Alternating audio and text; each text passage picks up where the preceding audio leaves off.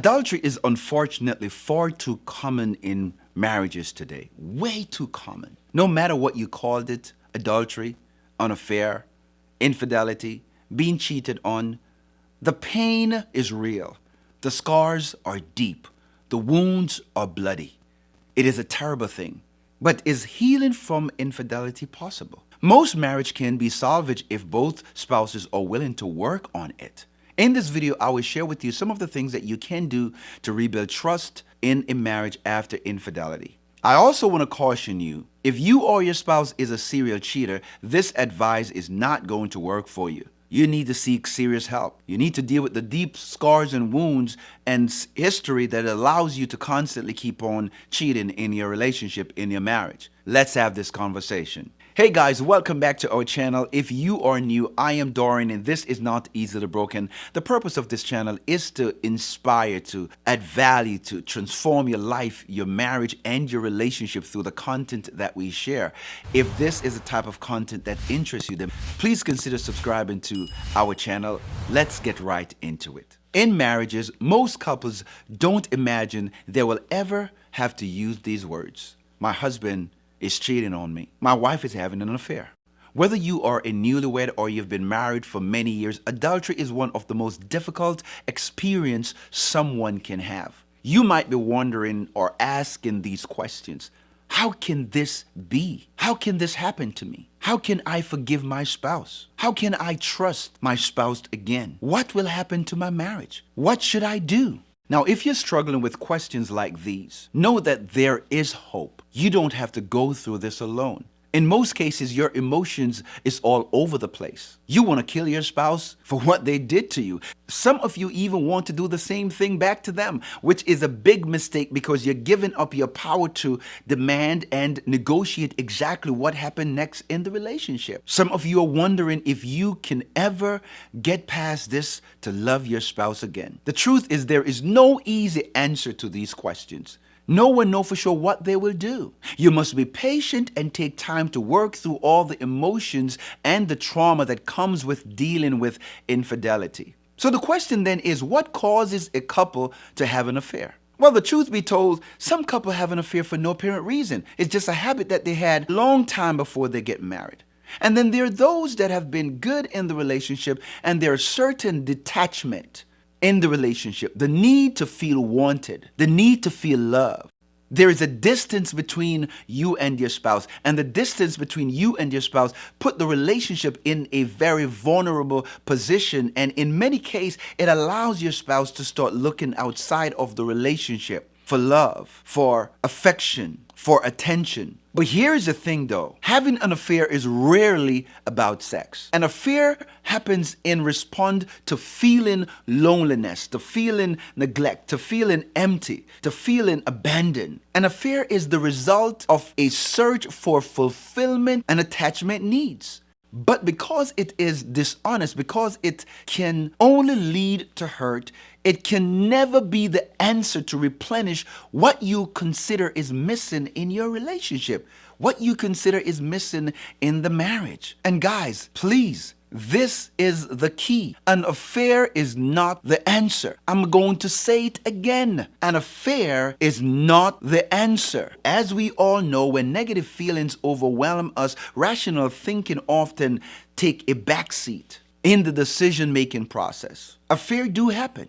They are painful, injurious, and have a permanent effect.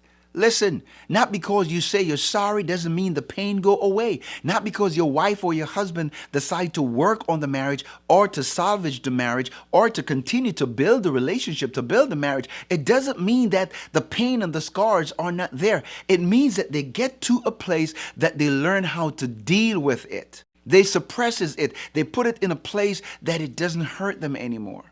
And that can only be done by way of the offender making a decision to put themselves in a position not to consistently keep doing these type of things over and over again. However, that is not to say that recovery from the injury of infidelity is not possible. In fact, there are specific stages to recovery from infidelity. They are complex, they are difficult, they are very hard, and the journey back to a safe and wonderful relationship might not be possible for some of you guys. Surviving it is not always easy, but it is possible. So let's talk about it. Number one, the discovery.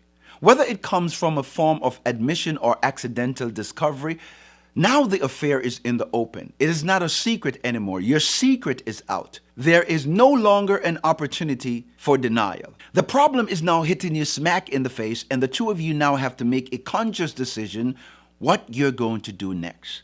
Where do we go from here? What is the next step? Is there another step? Is there ever going to be a marriage after this? You don't know right now.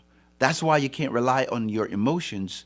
You need to think about this before you make a decision what to do next. The first step is to start understanding the underlying cause for the affair having occurred. What is it specifically that made one spouse cheat on the other?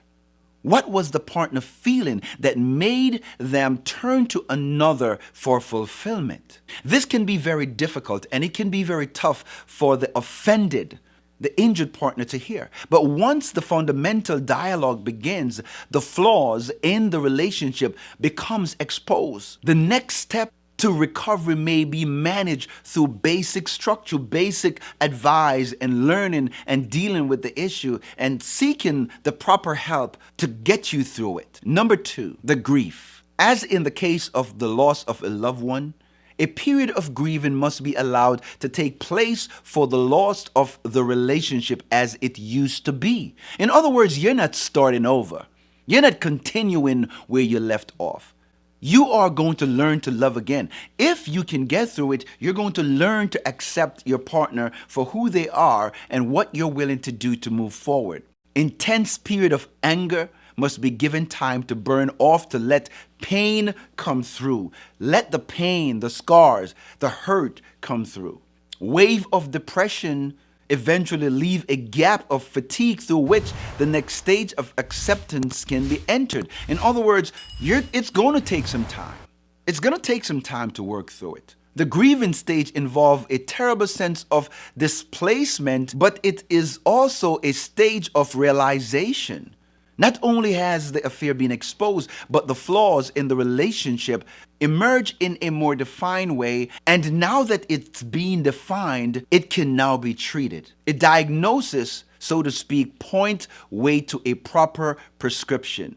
At this point, we highly recommend that you see a professional person that can help you to guide you through it, can help you to navigate through this tough times. It's going to take a lot of work. This does not have to be done alone. You don't have to suffer alone. You can have somebody helping you to navigate through this. Number three, acceptance. Once the turmoil of pain and anguish have been allowed to run its course, and a sense of calm descend, in which the couple can form a sense of acceptance. But acceptance does not mean putting it off. It doesn't mean putting it behind you. It means recognizing that the relationship contains something that was malignant that now needs to be recognized and reformed with the aim of changing the very nature of the partnership, changing how things were done then and how it's going to be done now. Acceptance is knowing that the road lies ahead, which will be bumpy, but at the end, we know that the journey leading to a better place, a new beginning awaits this marriage. Yes, maybe a new beginning awaits you, but you have got to try. The point of this stage is not to dismiss the fact that an affair happened, an affair occurred. It is to create a new relationship, which is not at risk of experiencing another affair. It is setting the boundaries. It is being transparent, develop an authentic relationship now that is not vulnerable to infidelity. A relationship that is built on trust. A relationship that is built on being transparent. A relationship that is now open to the reality that you have to be accountable for what you do. It's at this stage that you need someone can help you to navigate and give you a specific method that can lead you through the pathway to reach a new beginning in your relationship. Number four, reconnection. At this stage of the recovery, the couple realize a new beginning is on the horizon. It is not a quick fix. It is not just a sudden burst of, oh, finally we have arrived. That's not what it's about. It is realizing the new beginning. It is realizing that you're taking baby steps towards a better place. It is about the transformation that takes place while you are both on this journey. It is about reconnecting all over again. It is about being open to the reality that something happened, and we are going to make sure that we hold each other accountable to not make these mistakes happen again. It is about developing stronger muscles. As a bone that is broken and it needs time to be set and needs time to heal properly, the new relationship now has a chance to be more solid by virtue of being unbreakable, by virtue of what you're willing to put into it. But as with any serious injury, regular checkup for a while are important to ensure that everything is staying healed as it should be. But I'm here to tell you, though, that your marriage may not survive it. And that's why I talk to couples all the time that please, for God's sake, if you feel disconnected, if you feel distance from your partner, seek help. Talk to your partner about it. Be open, be transparent. Let them know what you're feeling. Let them know where you are emotionally. Speak with them. Seek the necessary help that you need before it is too late. And finally, you need to rebuild your relationship with God. When you have a closer relationship with God, morally, it helps you to stay faithful. It helps you to understand the consequences for those actions. You understand that you need to practice and implement the fruit of the Spirit. That the Word of God speak about in Galatians chapter 5. Self-control is one of them. Self-control is still the requirement to stay faithful in your marriage. You have to practice it on a regular daily basis. And so guys, we've come to the end of this video. That's what I want to share with you guys. We know that infidelity is very painful. What are some of the steps that someone can take in order for them to build their relationship from infidelity? And what are some of the things that they can do to prevent or safeguard their marriage from it? Please leave your comment in the comment section. I would love to hear from you. And if this video adds some value to you, then please hit that like button. Please subscribe to this YouTube channel. Thank you again for watching, and I will see you in the next video.